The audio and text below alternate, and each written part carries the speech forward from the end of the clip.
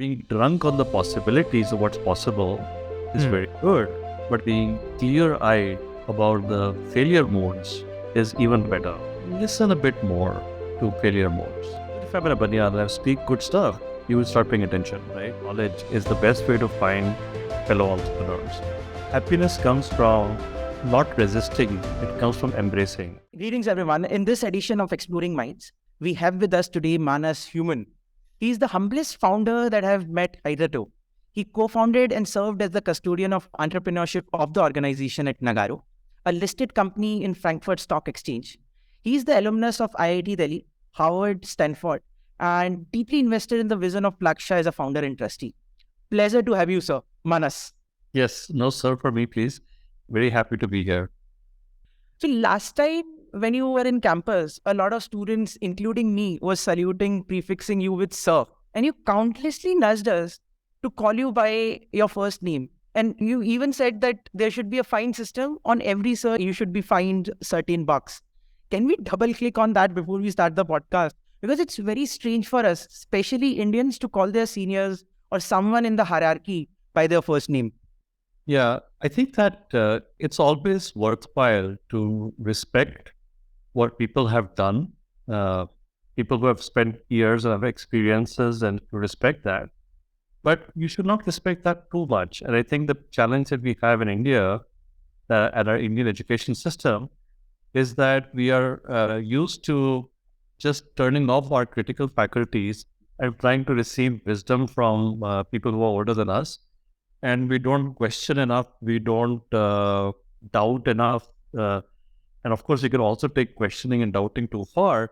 But I think that just bringing the teacher and the student or the senior and the junior at the same level, and I think it allows for better learning both ways, because there are surely things that you may have insights too that I would not know, and vice versa. And if you just put us already on a sir and boy kind of basis, then that you lose that opportunity of learning and interacting. So that's I strongly believe that should be a core principle of Plaksha, that we talk to each other as equals, of course with respect. Yeah, that doesn't go away, but this we forget about this more flamboyant sir, madam kind of thing. That would be the ideal.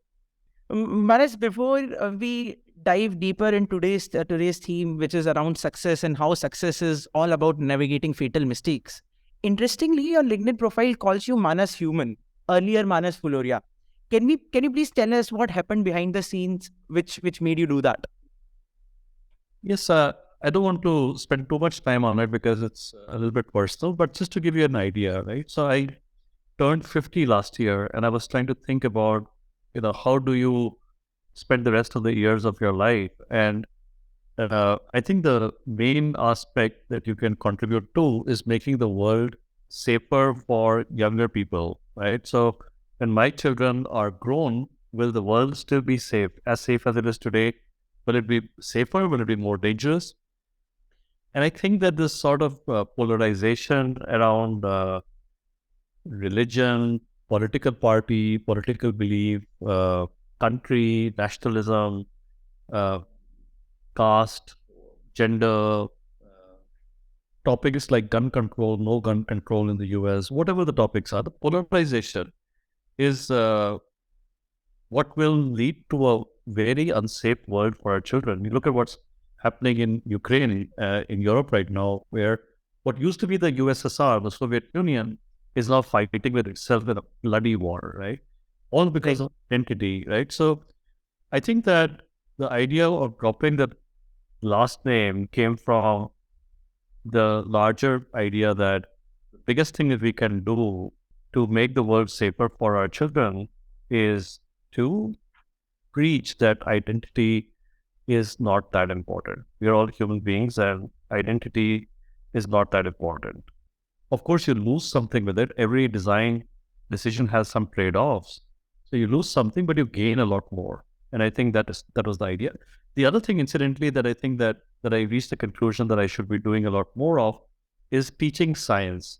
Because when you really understand science and when you start to understand that you are made up of same 120 odd element that this glass is made up of, or even the farthest star in the sky is made up of the same elements, and you're just in this little sliver of time in this enormous, expanse of time and space and so on, then maybe you will not care so much whether you are this caste or that religion or this political party or that region or whatever it is, right? So I think science is the other big way, but yeah, try to do myself a bit for that, towards that. And this is extremely deep, philosophical, and true. And this needs an entire podcast to be recorded. It's a huge topic. But coming to your early days, Manas, during your days at IIT, what were you dreaming about, and what was the driving force in your life? Well, that's a very interesting question. I think that there was the desire to go and study at a great university after IIT as well. There was a desire to do something of my own, uh, and I thought of it more like maybe a small manufacturing setup or something like that. It just was a way to imagine a life which is free of bureaucracy, which I never thought I could survive in, and I don't want to inflict it on anybody either. So that was the general idea. I think that going to Stanford was a bit of an eye opener because there was so much happening. You would have Steve Jobs come and speak, or the founders of Intuit, or Scott McNeely of Sun, and these guys speaking, and Sergey Brin was on campus, and he was thinking up, Google, and all of this stuff was happening. And I think there it sort of morphed a bit into more of a software kind of startup kind of thing that later led to many different ventures and stuff. But yeah, that's kind of what we were thinking in those days. But more important also was that you want to be frank, the idea was that you would spend some time getting to a basic small entrepreneurial setup, and then spend more time on social stuff, right? Which maybe I haven't done enough of as compared to what I was thinking back then. But that was just the idea.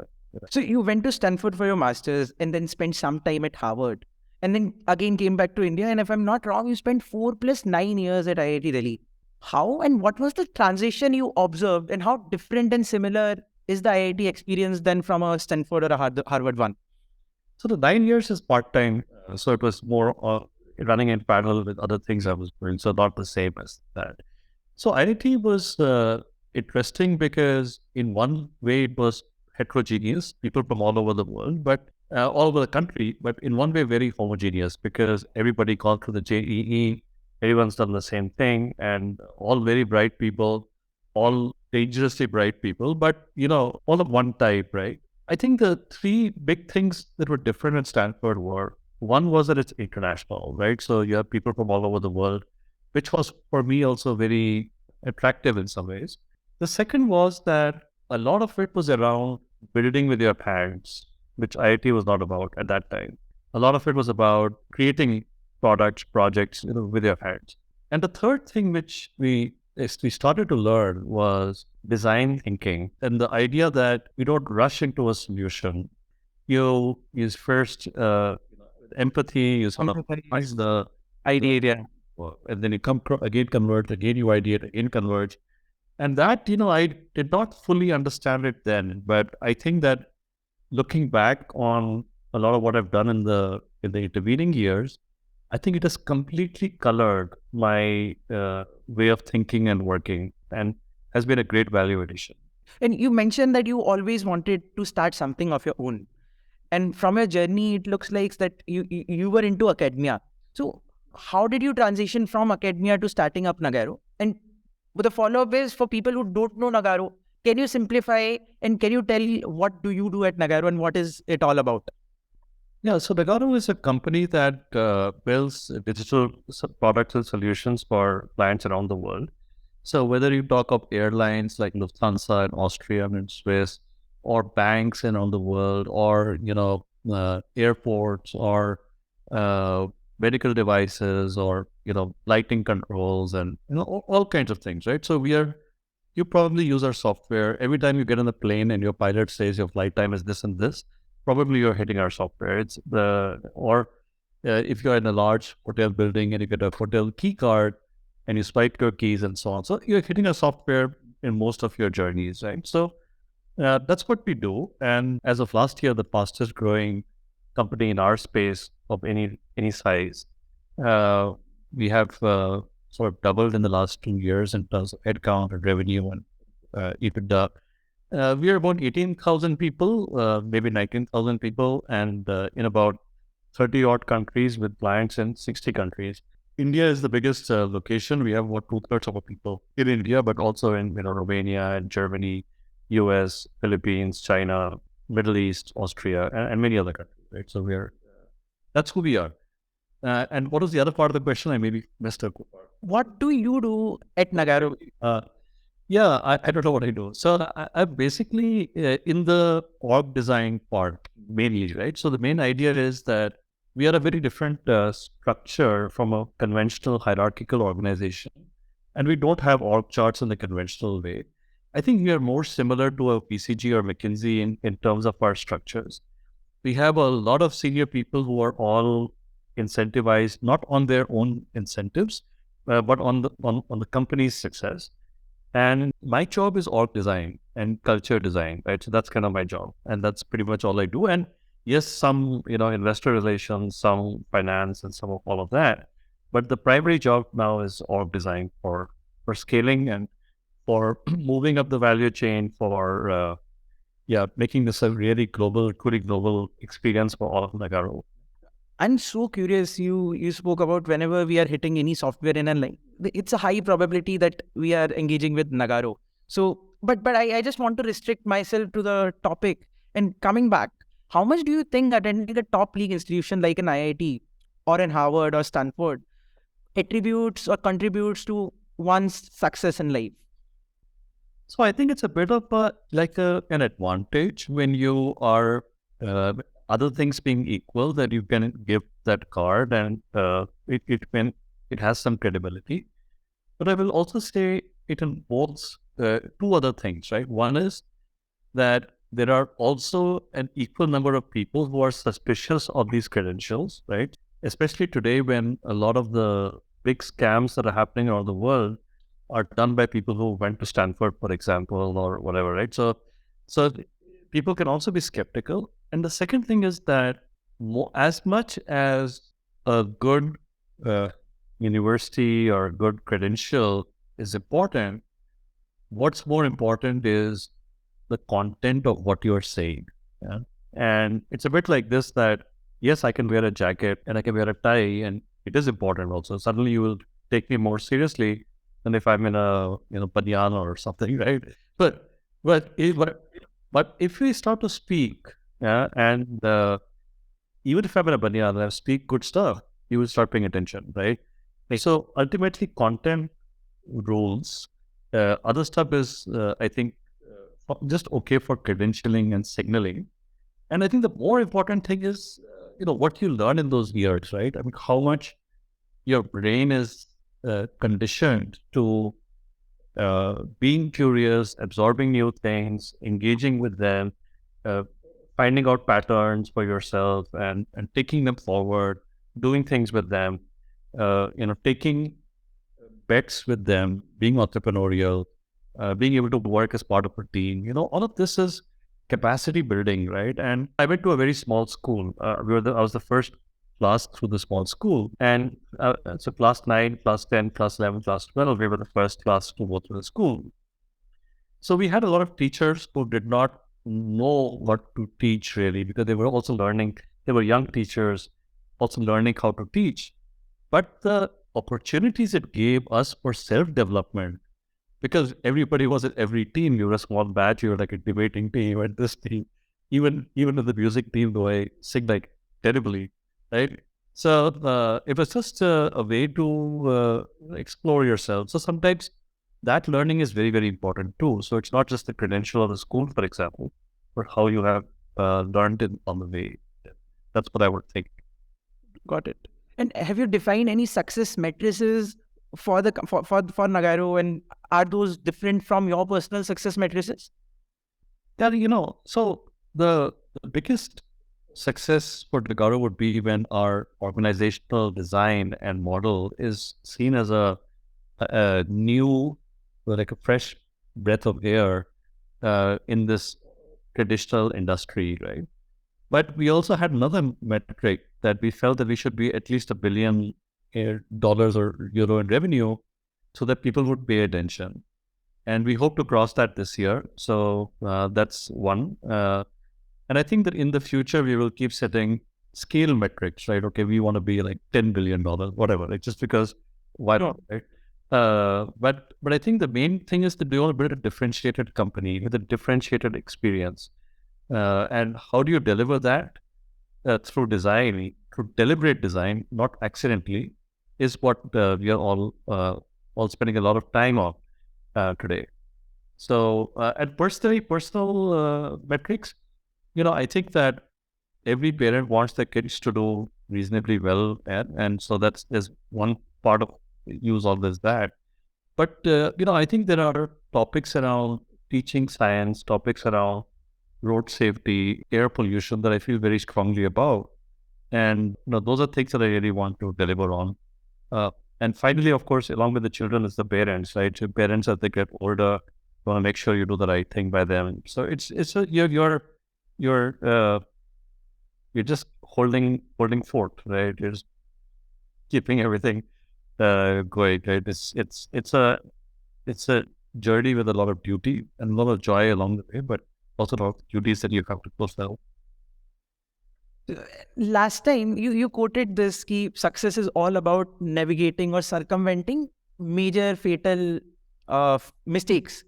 Can you define some fatal mistakes that you made in your life, if did, or some certain fatal mistakes which you circumnavigate with the help of your mentors?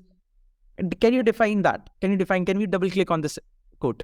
Yeah, absolutely. So I think that as a startup, you are very vulnerable. You're very vulnerable, right? The wind might blow a little bit this direction or that direction. You might just topple over. You're very vulnerable. And sometimes I feel that maybe when I talk to entrepreneurs, I'm being too dismal or gloomy. I'm not being dismal or gloomy actually, but I have this mindset that going into a startup, being drunk on the possibilities of what's possible is very good. But going into a startup, being clear-eyed about the failure modes is even better. Yeah. And somehow you have to merge and bring these two yin and yang together because they're two totally different things, but you have to bring it together. So to have the optimism and yet to have the clear-eyed view. And, sometimes even in other non-startup areas, if, for example, you look at let's say the government, right? And, one could be critical of certain things and still say the government is doing a good job and still be excited about the possibilities for India while still saying, hey, we have some really difficult problems that we're not solving. And that being able to handle both those extremes rather than be totally despondent on one hand or totally gushing and blind follower on one hand. I think that's kind of what we have to strike.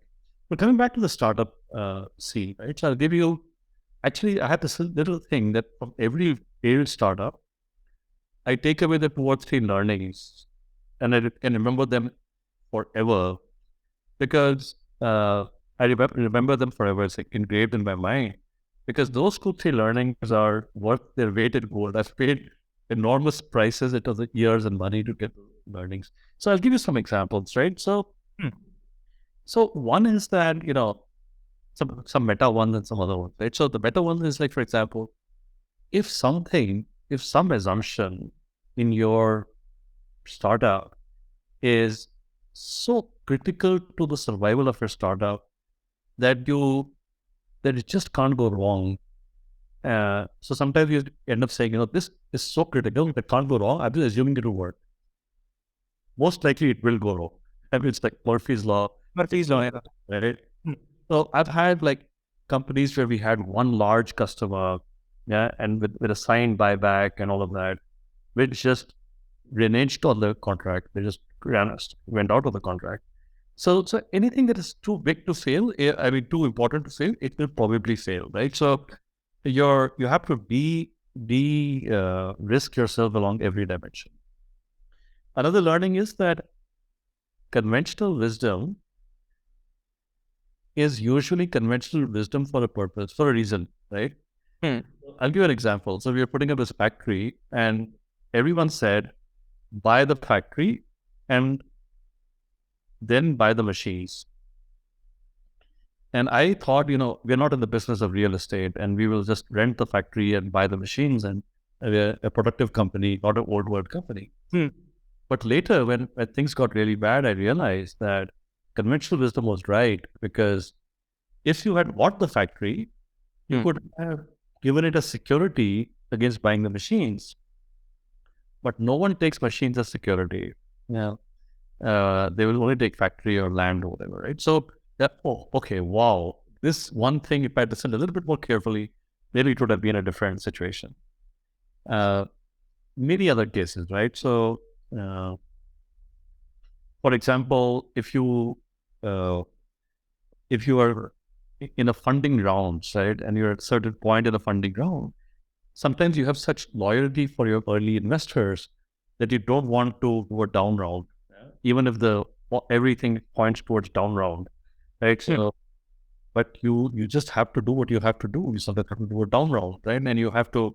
So it's just so many different examples, right? And each one of them killed a company, or almost killed a company.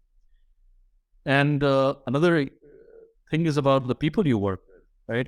If you work with the right people, if you have a team of entrepreneurs which are the right people, who you can trust implicitly, that when push comes to shove, when things get bad, when, they will still do right by you and you will do right by them, then that's a great team. And if you have people who you have to keep an eye out for, even when you start, that just don't do it, because when things get bad, then you will be at each other's throats. And what's the point, right? So things like that. So things about the market, things about, I'll give you another example. I'm sorry, I'm just reeling them off, but it's just coming to mind. Please, yeah. Yes, so a lot of people feel that, let's say when UPI was coming in, right? So people feel that UPI is going to come, is going to transform the industry, and so we should do a startup around UPI, right? Not every change that will happen will result in the creation of new successful companies. Yeah. And they may not every such change can allow you to create a defensible moat and all of that. So thinking a bit more like war gaming, who does what will happen, what is the defensible strategy, etc., is the next level. By the way, I think India is doing a lot better now than it did 5 years ago, and the startups coming out today are much better. They have thought through a little bit further than they used to in the past. But I think that these are the kinds of things that, at least for me, were all learnings along the way. That in fact, even before this, that there are some things that, like UPI was going to make a change, but there may be other there may be other steady states that are much better than the current steady state, but you will not be able to move to that steady state, right? So there may be better technologies, better solutions that will never get adopted, because that shift will never happen, right? So and then if the shift happens, even it's not necessary that somebody will make money from it. So just that sort of more nuanced understanding of opportunity is kind of what I think you learned over time. And if you follow that sort of approach, that what can go wrong, and I want to make sure that nothing can go wrong, then you do well. Got it. So two things, sir. No, Manas. So number one was, you mentioned about if you are around right people, trust. How do you get those right trustable team? How? Now, second thing, which you mentioned, we need to, foresee things and take the approximations, assumptions right. For example, UPI, there were a lot of startups which were built around UPI, and then there is another wave of ONDC. A lot of reports says that, conservatively, this will add around $80 billion to the Indian economy by 2030. How do you foresee that things will go right? And this is the right opportunity, because You mentioned that every change is not something which will, create billion-dollar companies. How do you go about that? So I think, by the way, being in a hostile environment uh, in college is the best way to find fellow entrepreneurs, because when you go in the hostel, you typically get to know person A is more or less like this, person B is more, or in college, person C is more or less like this. And you'll be surprised, but 20 years later, when you meet these people, you'll find person A is still more or less like that. Person B is still more or less like that. So people don't fundamentally change. And a lot of the trustees who are also seniors or juniors from IIT, like Neeraj Agarwal, for example, he's still the same Neeraj that he was, back in 1992, 91. So I think that that's a good place to look for people that you can trust and you can work with. And so that's the first thing. And most of the places, most of the things I've done, I've ended up doing with people I knew from college or around that time, and they've all been the best things I've done, and with good people and lots of trust. And that's not to say never venture outside this, but always you'll find your own sniff tests about people, right? For me, it is how I feel about someone in the first few minutes.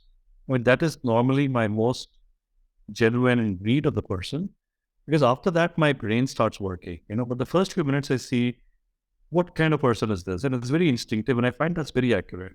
Whereas afterwards, all the credentials, etc., of the person start to cloud my mind, right? So things like that, you'll find it out for yourself. Uh, on the second question, like, how do you foresee how things may work, right? See, I'm a little bit conventional.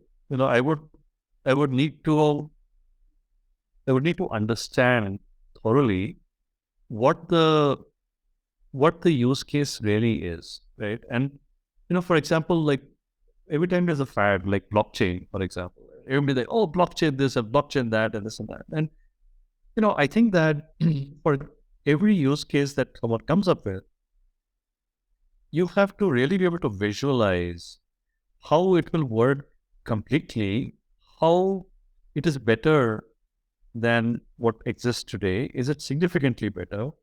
What makes it defensible in terms of a moat? What makes it, so lots of different things. And uh, ultimately, you will still maybe have to jump in and do something without having a perfect idea of how it can work. But at least to look it in the eye, just to have the guts to question it. I think that's very, very important. So even, with UPI or whatever, right? I mean, if you're talking e-commerce, the future, I think you just have to really visualize what you're doing, and, how are you going to win? Is it going to be one on the basis of some great partnership? Is it going to be one on the basis of a great execution? Is it going to be one on the basis of a strategy, which is a niche strategy, which the big players will not follow you into? What is the defensibility, right? And there are many defensibility approaches. You could be, I'm focused only on this particular niche product or this or that or whatever it is, right? But you have to be very clear in your mind how you will fight that battle. And the plan will change, where the plan has to be something very, very, it will, and first of all, even the best laid plans never survive the first contact with the enemy. That's a famous saying. I forget who it belongs to. But even so, you have to have best laid plans. You need to know exactly where you will cross the river, what you will do, and this and that. And it's not just like, I will go and they will. I will make something, and my customers will come, and I'll be. You have to have a little bit of a skeptical uh, gene in you. I think a little paranoid. Andy Grove of Intel had this. Only the paranoid survive. This book called "Only the Paranoid Survive." And really, I think being paranoid is a good way to be, while still retaining the effusive, dreaminess of a founder. So that combination is, I think, what makes you really successful. So insightful. You spoke about de-risking. How do you go about de-risking Nagarro? Can you share some de-risking or strategies, or how do you create the defensibility that you spoke about? Yeah. So many different ways, right? So I think that, by the way, this is very different for a company of our size and scale, right? But when we crossed about 1,000 people and we had to decide what we want our positioning to be, we decided that we wanted to be in a niche that the big players would not easily follow us into. And we decided that it would be around agility.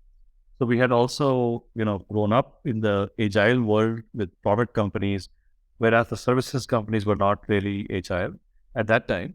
So we also had worked with people like Ward Cunningham, who invented the wiki or Wikipedia, who was one of the signers of the Agile Manifesto and like a real thought leader. So we had some ideas around agile and how do we build an agile company. So it had to be very flat. It had to be non-hierarchical. It had to be really about the engineering. It didn't have to be about management layers and so on. So it was a whole mindset change of how do you build the agile company.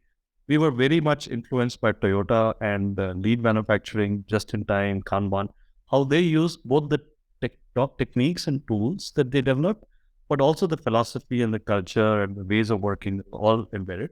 And also in another industry, in the apparel retail industry, Zara Inditex is like a world leader, and we got to that position in the last 10, 15 years on the basis again of a holistic org design and culture design, right? So we had that as a goal, and we went to build out the most agile company as we scale. Yeah.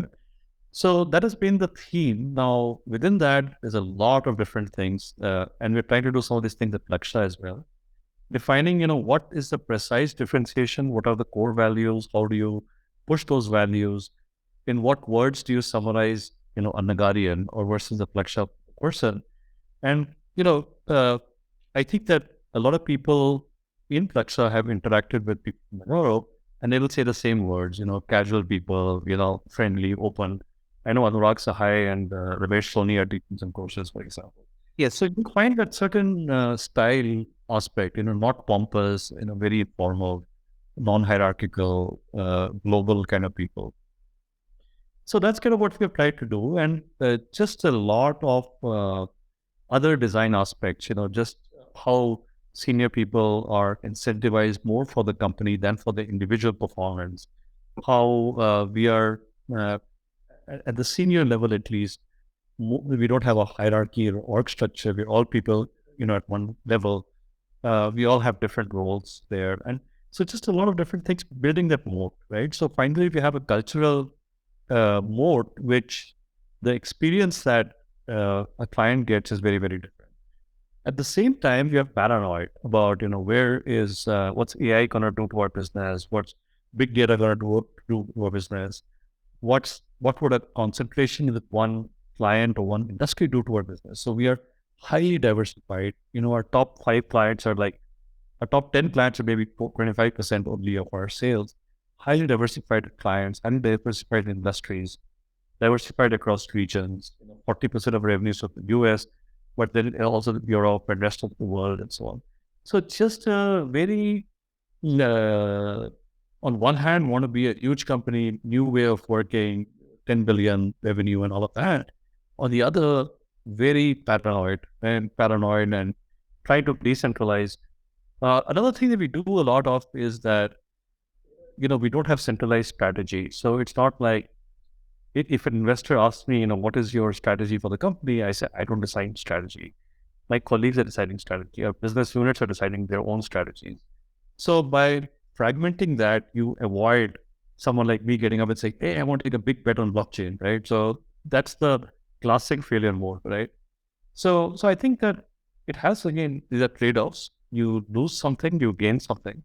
And but that's how we steer the company, very much with the mindset of trying to avoid fatal mistakes here. Experimentation, sure, everywhere, right? So every business unit, every client account, everyone can experiment. They can move their things differently, a lot of freedom, but no large bets from the center on on something or the other.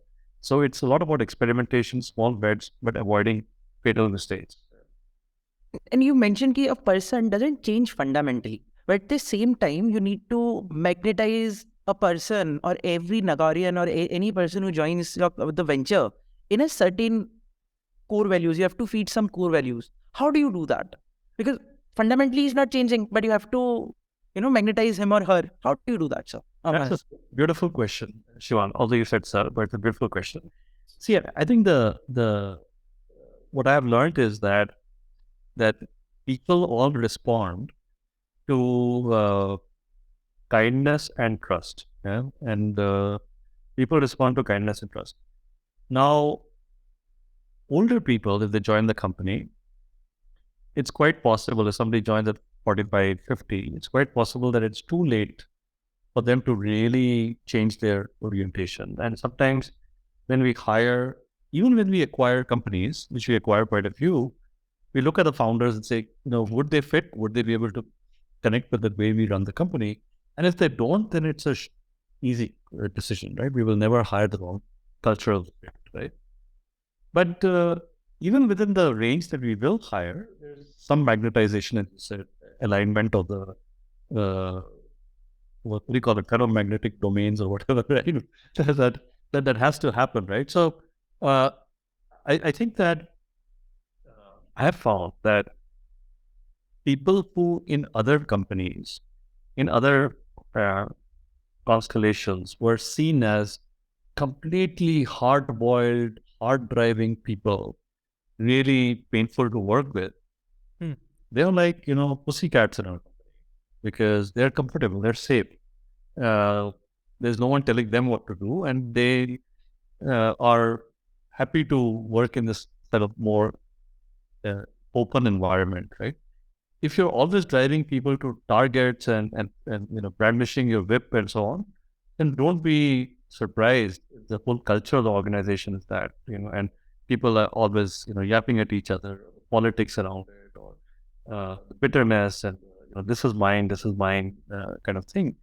But if you are in a place where you're together trying to achieve something significant, and we don't have internal targets at senior levels, which is really unheard of in our industry. It's just like we're all good enough. We all know what to do. We all know what we want to do. We all want to stretch, and that leads to a different dynamic. And at least at senior levels, I think we have managed to do that very well. We have a lot of work to do still to make it really, something very spectacular about the company. There's always work left to do. Trust me, there are so many insights that are coming in, and everybody needs some time to recollect those. But I want to learn if anybody wants to learn, what does it take to create a $1 billion business, $1 billion revenue generating thing? How do you create value? Is there any playbook? You mentioned that every fatal mistake a company did, it kinds of, gets imprinted in your mind. What's the playbook one should follow to understand all these nuances of organization building, team building, value creation? How do you do that? How do you learn? I don't know if there's a playbook. So first of all, I'll just say a few things, and maybe some of these will be valuable, some of these are not. The first, I think, is to look for meta trends, right? The meta trends are not the fad of the day, but the trend that will run for 10, 20, 30 years. We've been lucky to be in an industry which has been growing for 30 years, right? So that's the first thing. The second thing is to be with a set of people that you really trust, as I said, right? So you have a set of people who are competent, but also trustworthy, which is a really good mix. And then the third, which is about patience. It takes a lot of time. So, you talk about billion, right? But statistics. We're a billion, maybe about 25 years from now, right? We're a billion. 25 years. Now, if you were to just imagine a graph, okay, just draw a graph in your mind. On one end at 25, you have 1,000 million, right? If you go back to the first 5 years, after 5 years, our revenue was 1 million. If you go to the 10th year, our revenue was 5 million. 15th year, it was 20 million. Yeah. The 20th year, at our maybe 100 million, whatever. But at some point, it starts to add up. And I remember in 2005, sitting with my co-founders and saying, and we were 5 million then, I remember. And they'll say, how big should we want to be? What's our goal? At least a billion. And they said, well, at 30% growth rate, that's like 25 years or whatever it was, right? I said, okay, that 100 billion is all right. But it's just the patience. They just keep working on it and just keep an eye on what's important and how you refine it and how you do better this year than you did last year. And that's it. It's not, it's just staying, keeping at it and keeping on doing a good job. And apart from all these strategies and, things that you followed, were there any lucky moments for Nagarro or for you that changed the trajectory? Yeah, I mean, there always are lucky moments, right? And there are always unlucky moments, right? So there are both of them always, right? So the lucky moment for me was, I was, so we had two separate companies. We joined together in 96. And the lucky moment was that we just decided to go out into the balcony and, actually have a cigarette. Don't smoke except once in a year or 2 years. And I just went out for a cigarette with this guy. We decided to merge the company, right? That was a lucky moment, I think. But, the other breaks have been, similarly lucky, unlucky. We had a large client that shut us out in 2005 or 6 because they were consolidating. We were lucky to meet Algair, a German company that acquired us for a while before we spun it out again. We learned a lot about M&A from them, which we would not have learned otherwise. But yeah, there's no single lucky moment, right? It's just a lot of hard work, and then you win all these battles, and yeah. Got it. Coming to the end side, I will be very cautious of your time. You're very vocal about climate change, pollution, and all those stuff. How do you see the future of the planet and the future of India? What are some things we all know about the demographics? We are at the cusp and all that, but how should we de-risk? What are the assumptions that can go wrong for the country, for the planet, and how should we go about that? Where are the next big opportunities? So, I think that we're spending a lot of time arguing about whether the climate change is someone else's fault, whose fault it is, and so on. And that's on climate change. On air pollution, we are not doing anything. We're just sitting and throttling in the bad air, right? I think we are lucky at the moment that our average age is very young. But I will tell you this, that already in the older generation, the kinds of lung issues that I'm seeing, people of age, how they're struggling to survive or they're collapsing and dying, is unprecedented. All lung specialists will tell you that it's like an epidemic right now. In winter, many, many more people die, and especially because of the bad air. So I think that rather than trying to fix blame, we have to engineer our whole country, if I take the Indian context, around living a life that is more careful in terms of emissions, in terms of energy usage. And for me, like one big area is public transport. Public transport, walking and cycling, which today the whole world seems to be, in India at least, seems to be, focused on making big highways through the cities and so on. Intercity, I understand, but in the cities, like highways, etc., everyone takes their car out to go even a few kilometers in most of India's cities. On the other hand, I lived in Stockholm for 2 months, and including the trips from the airport, everything else, only one car trip, which was, I was out very late at night and I had to take a taxi.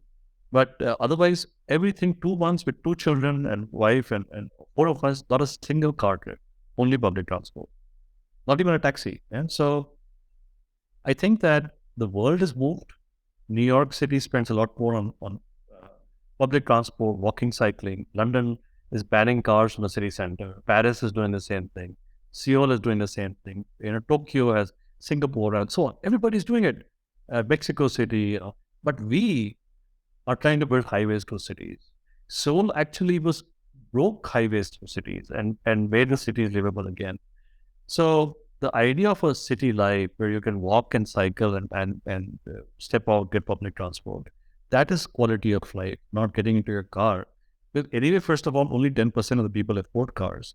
Unfortunately, they drive the agenda, of how money is spent in the cities. So they will easily build a, flyover with a couple of hundred crores, but really not want to invest a couple of hundred crores in the bus service, for example. So there is a whole, by the way, and who's like fooled through all this? It's us. Because when you're building large flyovers and big roads, a lot of money is being spent, which is always a source of funds for a lot of other people, right? So it's also a source of corruption, I think. So I think that it's really important to be aware that we need to think of a different world. And by the way, today in Germany, even there is a whole battle around the cars in Berlin, for example. There's battle around. So it's a cultural change. It's happening all over the world. Young people are standing up and saying, look, our cities need to be livable, walkable. I think we need to do the same thing. So I think in these small ways, we need to, India has a history of, we talk of legacy of India. It has a history of being self-aware, right? All our yoga, etc., all about self-awareness, about Indriyo Nigra, about all of that, and at this point in this climate change thing, if we say, oh, you are the ones to blame and we will do the same thing again and we will, repeat your mistakes and because we have the right to, we're just being like, keep it silly, I think. So you can create a culture for your organization because the boundaries are set. You only need to define the culture for the people you're working with. But when you have to define culture policies for a country like India, obviously Stockholm or whatever, Mexico or any city, country you take part, you give example, they're very smaller boundaries. But a bigger country like India, how do you, make people aware? Maybe education is one answer. How do you go about that? How do you make all Indians aware about these things, concerned? It's very easy, actually. It's important for celebrities, for advertisers, for political leaders, for corporate leaders, for educational leaders to speak up, right? If you go back 20, 30 years, no one would wear a seatbelt in cars in India. No one would use indicators in cars in India. When I came back from the US, I would give my indicator to a, are you funny, crazy? Yeah. But times change. Times change. Now we talk of airbags. Now we talk of how many airbags. Times change. It's no one would consider automatic transmissions. And now people okay, maybe we can drive that, right? Or maybe today no one would consider an electric vehicle, but maybe tomorrow they will. So once there is a clear vision of where we need to get to, and we all talk about it, right? So I'm, for example, talking with the Ministry of Housing and Urban Affairs, talking with the Ministry of Road Transport, and try to get them together because they never even talk to each other on these topics, and then try to get them into the city to talk with the district administration, the municipal corporation, and so on. So, but I will tell you this, that the good news is that some of the people in government are very smart and they know the right thing to do. So, for example, the Smart Cities Mission CEO, he cycles to work, right? And he's trying to figure out how does he influence. Now, he's in government, he's in the position, but even he's struggling. So when you go out to him and I reach out to him and say, we as companies want to support this, he's like, yes, let's do something together. So you never know when you reach the tipping point. Yeah. So if you sit in a room and say, it's too big a fight to fight, right? You will never know. It's a bit like entrepreneurship. You will never know, what might have been possible. And then you get out there and you fight the fight, and who knows where things will be some years from now. But it has been super insightful, and there are a lot of open points that you kept, and we need to discuss them more. And I hope that you will come to campus and we'll get more time. But last piece of advice to all the listeners of the podcast, and one thing or some things which you will say to, a 20-year-old Manas or the students that at Plaksha and everyone?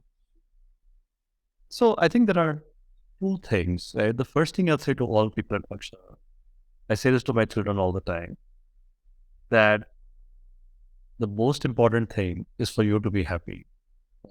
The most important thing is for you to be happy. And happiness comes from not resisting.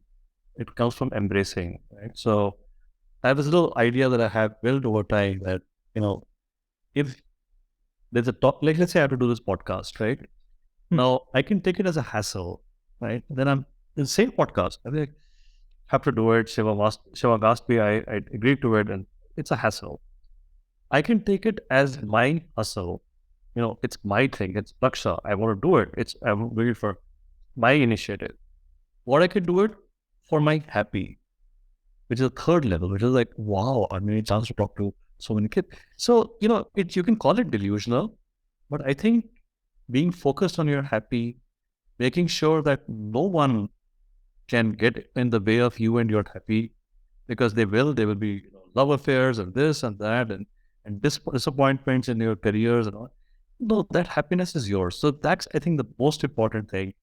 Uh, every other, and very often the unhappiness that you feel is not genuine. It's actually just sociological. So you need to sort of separate it out. As long as no one died, it's not a big deal. Yeah, it's all fine. You are there, you're healthy, you're going on. So I think dealing with that is very important.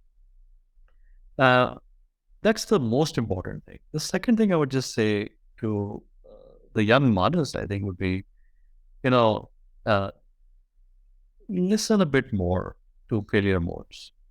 And this comes back to the topic, right? Because from time to time, I was told by people that what you're doing here is very good, but you're doing this a bit wrong. And I had this thing, we will do it anyway. We will take it somehow. And I think I could have preserved the energy that I had as an entrepreneur, which is absolutely required, that vision, that dreaminess and all that, but also listen to people with advice. So that, I think, these two things I would suggest, I would leave you with. Thanks a lot for doing this. We hope that we will keep getting more insights and next time, hopefully in person. Thanks a lot, sir. Thanks a lot, Manas. I really need your kind wisdom. You have to see me as Manas first, not see me as, then that will change. All right. Thank you so much.